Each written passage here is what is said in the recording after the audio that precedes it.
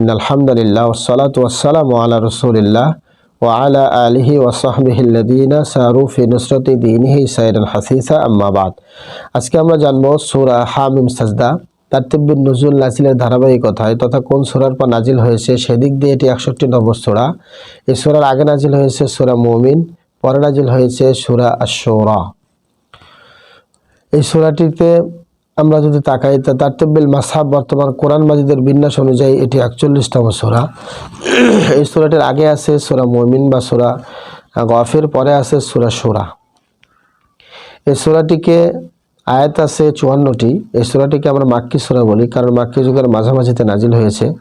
হামিম সাজদা নামের রহস্য হলো হামিমের ব্যাপারে ইবনে আব্বাস রাদিয়াল্লাহু তাআলা আনহু তিনি বলেছেন, হামিম হলো আল্লাহ তাআলার ইসমে আজম। হামিম দিয়ে শুরু হওয়া সূরাগুলোর মধ্য দিয়ে একটি সূরা। এটি একটি সূরা, এটি একমাত্র সূরা যার 37 এবং 38 নম্বর আয়াতে সাজদা রয়েছে, তাই এর নাম দেওয়া হয়েছে হামিম সাজদা। এর আরও একটি নাম হলো ফুসসিলাত, যার অর্থ স্পষ্টভাবে ব্যক্ত করা। 3 নম্বর আয়াতে শব্দটি এসেছে। তো এই সূরাটির মেজর থিমও হলো 3টি। 1, বিস্ময়কর নিদর্শন আল কোরআন। 2, কোরআনের প্রতি কাফিরদের অনীহা। 3, ইমানের পথে মুমিনদের অবিচলতা। এই সূরাটির সারনজুল যদি আমরা দেখতে চাই তাহলে আমরা দেখতে পারবো আমাদের বাইহাকি অর্থাৎ সিরাতে ইবনে হিশামের প্রথম খণ্ডের 293 এবং 94 পৃষ্ঠায় কিছু সারনজুল বিষয়ে কিছু আলোকপাত এসেছে। একদিন নবী সাল্লাল্লাহু আলাইহি ওয়াসাল্লাম কাবা চত্বরে বসে আছেন। তো এমন সময় কুখ্যাত মুশরিক উতবা ইবনে রাবিয়া তার কাছে এলো। নবীর পাশে বসে অনেকগুলো প্রস্তাব দিতে লাগলো, আর সেগুলো থেকে যেটা ভালো লাগে নবীকে সেটাই বেছে নিতে বলল। যেমন, আপনার এই দাওয়াতের উদ্দেশ্য যদি ধন সম্পদ কামাই করা হয় তাহলে বলুন, আপনাকে আমাদের মধ্যে সেরা ধনী বানিয়ে দেব। যদি নেতৃত্ব চান, আপনাকে নেতা হিসেবে মেনে নিতে আমরা তৈরি। যদি বাদশাহী চান, গোটা আরবের বাদশাহ আপনিই হবেন। আর যদি আপনার ওপর কোনো জিনের আসর পড়ে থাকে তাহলে আমাদের খরচে সবচেয়ে ভালো চিকিৎসা করাবো। আল্লাহ রাসূল সাল্লাল্লাহু আলাইহি ওয়াসাল্লাম তখন তাকে বললেন, উতবা, আপনার কথা শেষ হয়েছে? তাহলে আমার কথা শুনুন। তখন তিনি এই সূরাটি তেলাওয়াত করে শুরু করলেন, যেখানে 8 জাতের অবাধ্যতার শাস্তির কথা বলা হয়েছে। সেই অংশটুকু পড়লেন নবী। পুরো তেলাওয়াত শুনে উতবার চেহারার রং পাল্টে গেল। তার সাথীরা বলা শুরু করলো, উতবা, তোমার মধ্যেও জাদুর প্রভাব পড়ল। মূলত তখনকার কাফেররা নানাভাবে নবীর দাওয়াত বন্ধ করতে চাইতো, মুমিনদের চরম বিরোধিতা ও হয়রানি করত। এই সূরাটি নাজিল করে আল্লাহ তাআলা মুমিনদেরকে সাহস যোগালেন, উত্তম নৈতিক চরিত্র নিয়ে সামনে এগিয়ে যাওয়ার উপদেশ দেন, আর কাফেরদেরকে দেখান তার আযাবের ভয় ও হুঁশিয়ারি। এই ছিল এই সূরাটির শানে নজুল। এরপরে আমরা জানবো এই সূরাটির সেগমেন্ট হলো 3টি। 1, কোরআন বিমুখতা। এই সূরাটির শুরুতেই একটি বৈশিষ্ট্য তুলে ধরা হয়েছে, তারা কোরআন থেকে মুখ ফিরিয়ে রাখে। আর 2 নম্বর সেগমেন্ট হলো করুণা ও ক্ষমতা। 3 নম্বর হচ্ছে হুঁশিয়ারি। এই সূরাটির ফজিলত সম্পর্কে আবু দাউদের মধ্যে একটি হাদিস পাওয়া যায়, হাদিসটির সনদ একটু দুর্বল। এই সূরাটি হামিম যুক্ত সূরাগুলোর একটি, যেগুলোর ব্যাপারে আব্দুল্লাহ ইবনে আমর হতে বর্ণিত। তিনি বলেন যে এক ব্যক্তি আল্লাহ রাসূল সাল্লাল্লাহু আলাইহি ওয়াসাল্লামের কাছে এসে বললেন যে, আল্লাহ রাসূল, আমাকে কোরআন শিক্ষা দিন। তিনি তখন বললেন, হামিম যুক্ত 3টি সূরা তুমি পাঠ করো। তাহলে সরাসরি আল্লাহ রাসূলের আদেশ। তো এই সূরাটির আলাদা একটা ফজিলত পাওয়া গেল। কজ অ্যান্ড ইফেক্ট হলো, বান্দার যাবতীয় রিজিকের ফয়সালা আসমান থেকেই হয়। এই সত্যটাকে মেনে নিলে আল্লাহর প্রতি কৃতজ্ঞতা বোধ বাড়বে এবং ধৈর্য ধরা সহজ হয়ে যাবে। এই সূরা হামিম সাজদার সেন্ট্রাল থিম হচ্ছে কোরআনের বার্তা পুরোপুরি স্পষ্ট। গতিপথ হলো 4টি। 1, কোরআনের বৈশিষ্ট্য। 2, কোরআনের পথে বাধা। 3, মুমিনের জন্য আশার বাণী হচ্ছে কোরআন। 4, কোরআনের ব্যাপারে আপত্তির জবাব। এই সূরাটির ওভারভিউ 1 থেকে 8 নম্বর আয়াতে কোরআনের মিশনের ওপরে আলোকপাত। 9 থেকে 12 নম্বর আয়াতে আল্লাহর অস্তিত্বের প্রমাণ। 13 থেকে 18 নম্বর আয়াতে আদ ও সামুদ জাতিকে ধ্বংসের বিবরণ। 19 থেকে 24 নম্বর আয়াতে মুশরিকদের সকল কাজের নিখুঁত হিসেব রাখা বর্ণনা। 25 থেকে 29 নম্বর আয়াতে আল্লাহর বাণী মেনে না নেওয়ার পেছনে তাদের ভীষণ একরোখা স্বভাব।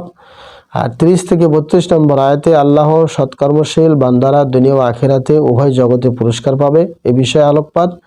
33 থেকে 40 নম্বর আয়াতে আল্লাহর পথে মানুষকে ডাকবার নিয়ম কানুন। 41 থেকে 48 নম্বর আয়াতে পবিত্র কোরআনের কিছু বৈশিষ্ট্য, 49 থেকে 52 নম্বর আয়াতে মানব প্রকৃতির বৈশিষ্ট্য হলো বিপদের সময় লম্বা চওড়া দোয়া করে আর বিপদ কেটে গেলে আল্লাহর অবাধ্য হয়। 53 থেকে 54 নম্বর আয়াতে কোরআন একমাত্র আল্লাহর তরফ থেকে এসেছে, এই দাবি প্রমাণস্বরূপ আল্লাহ সর্বত্র তার নিদর্শন ছড়িয়ে রেখেছেন। এবার আমরা জানবো এই সূরাটির কেস স্টাডি। কেস স্টাডি হলো ব্যক্তি জীবনে আমাদের সবারই কম বেশি সম্পর্কের টানাপোড়েন থাকে, সবারই কম বেশি সম্পর্কের টানাপোড়া থাকে।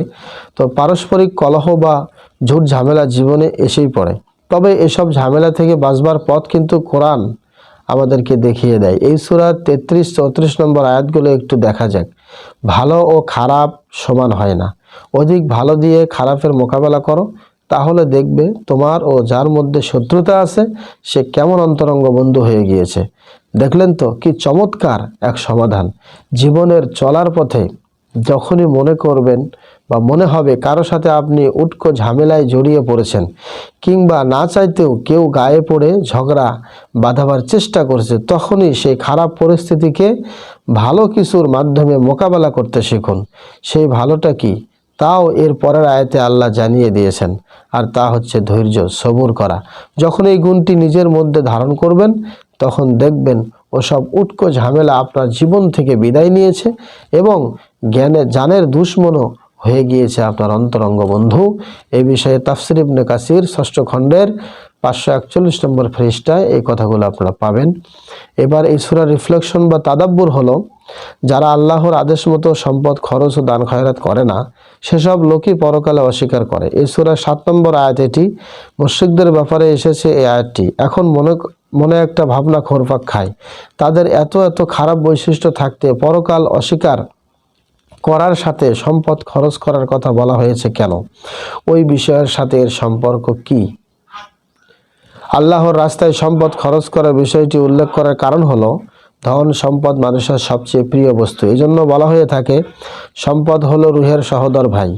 জান কব্জ করার সময় যেমন কষ্ট হয়, সম্পদ বের করতেও দেখা যায় অনেকের ওই রকমই অবস্থা হয়। তাই কেউ যখন এত আদরের সম্পদ আল্লাহর পথে ব্যয় করে, তখন স্পষ্ট হয় যে সে আখিরাতের উপর বিশ্বাসী। আখিরাতে প্রতিদান পাওয়ার নিশ্চিত বিশ্বাস থাকার কারণেই দুনিয়াতে সে সম্পদ খরচ করেছে। কিন্তু কেউ পরকালের প্রতি অবিশ্বাসী হলে মনে করবে টাকাটা পানিতে ফেলা হয়েছে। এই আয়াতটি নিয়ে কি আমরা একটু চিন্তা ভাবনা করব না? এই সূরার 26 নম্বর আয়াতটিও একটু আমরা দেখি। যারা আল্লাহর পয়গাম প্রত্যাখ্যান করেছে, তারা বলে, তোমরা এই কোরআন শোনো না, বরং কোরআন তেলাওয়াতের সময় তোমরা শরগোল করো, যাতে তোমরা জিততে পারো, যাতে তোমরা বিজয়ী হও। আয়াতটি নিয়ে চিন্তা ভাবনা করলে দেখা যায় যুগে যুগে বাতিলপন্থীদের হাতিয়ার ছিল এটাই। যারা সত্য ও বাস্তব জ্ঞানভিত্তিক কথা বলে, তাদেরকে প্রলোভন ও ভয়ভীতি দেখিয়ে মুখ বন্ধ করতে চায়, কারণ ওরা নিশ্চিত যে এসব কথা পাবলিক শুনলে ওদের দলে ভাটা পড়বে। তাই তারা তা যথাসম্ভব ঢেকে রাখে, বাজে কথা বলে বিভ্রান্তির সৃষ্টি করে। সাধারণ মানুষকে সত্য সম্পর্কে জানার ও ভাবার ফুরসত তারা দিতে চায় না। ইস্যুর পর ইস্যু টেনে এনে সামনে হাজির করে, আর সেগুলো দিয়েই সবার মনোযোগ ফিরিয়ে রাখে অন্যদিকে। তাফসিরে তাবরীতে এই বিষয়ে আরও পাওয়া যাবে 417 নম্বর পৃষ্ঠায় 20 নম্বর খণ্ডের। তো আল্লাহ পাক আমাদেরকে আমল করার, যা জানলাম যা শুনলাম, আল্লাহ যেন